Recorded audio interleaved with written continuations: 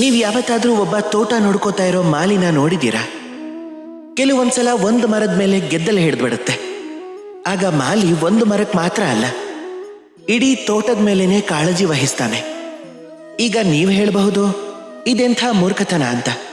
ಗೆದ್ದಲು ಹಿಡಿದಿರೋದು ಒಂದು ಮರಕ್ಕೆ, ಆದ್ರೆ ಪೂರ್ತಿ ತೋಟಕ್ಕೆ ಯಾಕೆ ಕಾಳಜಿ ವಹಿಸ್ಬೇಕು? ಕಷ್ಟಪಡೋದನ್ನ ತಪ್ಪಿಸಬಹುದಾಗಿತ್ತಲ್ಲ.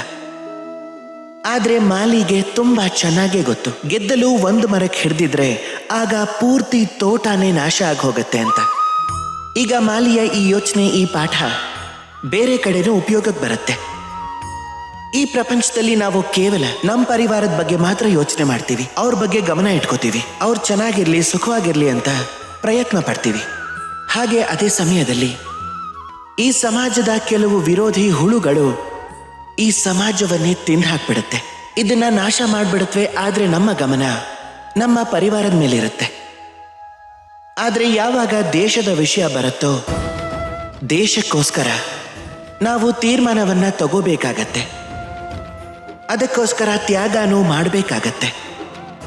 ಹಾಗೆ ನೆನಪಿರ್ಲಿ, ಏನೇ ಸಮಸ್ಯೆ ಇದ್ರೂ ಅದರ ನಿವಾರಣೆ ಪೂರ್ತಿಯಾಗಿ ಮಾಡಬೇಕಾದ್ದು ಅನಿವಾರ್ಯ. ಈ ಪ್ರಪಂಚದಲ್ಲಿ ಪ್ರತಿಯೊಬ್ಬ ವ್ಯಕ್ತಿ ಯಾರು ತನ್ನ ಪರಿವಾರದ ಬಗ್ಗೆ ಗಮನ ಕೊಡ್ತಾನೋ, ಸಮಾಜದ ಬಗ್ಗೆನೂ ಗಮನ ಕೊಡ್ತಾನೋ, ಅವನು ಸರಿಯಾದ ರೀತಿಯಲ್ಲಿ ಈ ದೇಶದ ಬಗ್ಗೆನೂ ಗಮನ ಕೊಡ್ತಾನೆ.